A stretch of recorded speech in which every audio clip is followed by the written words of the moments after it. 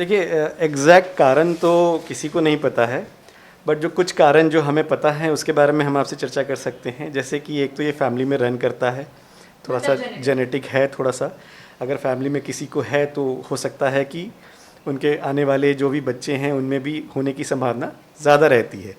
ज़रूरी नहीं कि मदर फादर को है तो बच्चे को भी होगा, हो सकता है दादा दादी को हो, परदादा दादी को हो तो भी हो सकता है। ऐसा नहीं कि हर किसी को होगा, मतलब फैमिली में आ सकता है। दूसरा कुछ कारण है, जैसे कि अगर आप प्रेग्नेंट हैं और आप स्मोक करते हैं तो आपके बच्चे के ऊपर एस्थमा का होने का रिस्क ज़्यादा है। दूसरा, बच्चों को बचपन में काफ़ी इन्फेक्शन होना, बार बार इन्फेक्शन होना भी एक कारण है कि आगे जाके एस्थमा हो सकता है। दूसरा, एलर्जी की टेंडेंसी होना, किसी को अगर एलर्जी की टेंडेंसी है बहुत ज़्यादा तो उसमें भी आगे जाके उनको एस्थमा का संभावना हो सकता है। एक और कारण है कि अगर प्रीमेच्योर बेबी है, लो बर्थ वेट बेबी है, तो भी उनको हो सकता है कि आगे जाके एस्थमा की संभावना हो सकती है। तो ये कुछ प्रमुख कारण हैं। एस्थमा शरीर को किस किस तरीके से नुकसान पहुंचाता है? देखिए, मेनली एस्थमा में जो है वो एक एयरवे का डिजीज़ है, मतलब सांस की जो नलियां हैं बेसिकली उसको अफेक्ट करता है एस्थमा। सांस की नलियां जो सिकुड़ जाती हैं एस्थमा में, तो उससे क्या होता है कि सांस ढंग से अंदर, हवा अंदर ढंग से नहीं जाती है और इसके कारण पेशेंट को दिक्कत होती है, जैसे कि सांस नहीं ले पाना, साए साए आवाज़, सीटी जैसी आवाज़ें आनी, सीने में जकड़न होना, खांसी होना। तो मेनली ये लंग्स को अफेक्ट करती है। एस्थमा लंग्स के को इफेक्ट करने के अलावा किसी और बीमारी को भी न्योता देता है?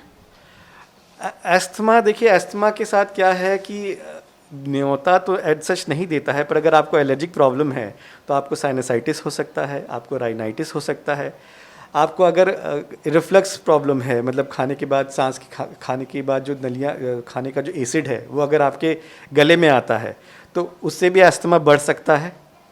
आप अगर मोटे हैं तो भी आपका एस्थमा बढ़ सकता है। तो एज सच एस्थमा किसी को बुलाता नहीं है, पर एस्थमा में अगर आपको साथ में और बीमारियां हो तो एस्थमा के कंट्रोल में थोड़ा सा दिक्कत हमें ज़्यादा होती है। इसका इलाज क्या है? देखिए, सबसे अच्छा, बेहतर और बिना साइड इफ़ेक्ट वाला जो इलाज है वो है इन्हेलर्स, पम्प्स।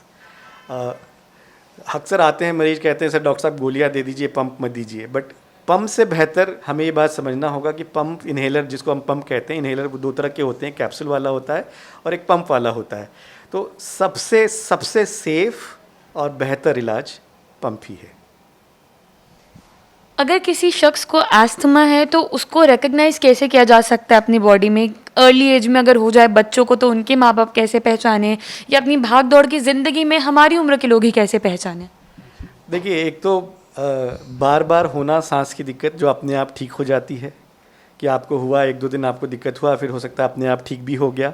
मौसम बदलने पे दिक्कत होना, कुछ ट्रिगर फैक्टर्स होते हैं, अगर आपको कोल्ड हवा लगा है, आप एक्सरसाइज कर रहे हैं, आपने कुछ ठंडी चीज़ें खाई हैं, कोई स्ट्रॉन्ग स्मेल है, स्मोक है, डस्ट है, अगर उससे आपको सांस की दिक्कतें होती हैं तो ये कुछ ट्रिगर फैक्टर्स होते हैं जो अगर आप में हैं तो आपको हो सकता है। अच्छा, एलर्जी का प्रॉब्लम होना, आँखों में बार बार लालपन आना, खुजलियाँ होनी, तो ये सब कुछ कारण अगर आपको साथ में हैं तो आपको एस्थमा हो सकता है और आप इसके लिए अपने डॉक्टर के पास जाएं, वो आपको मदद करेंगे उसको आइडेंटिफाई करने में।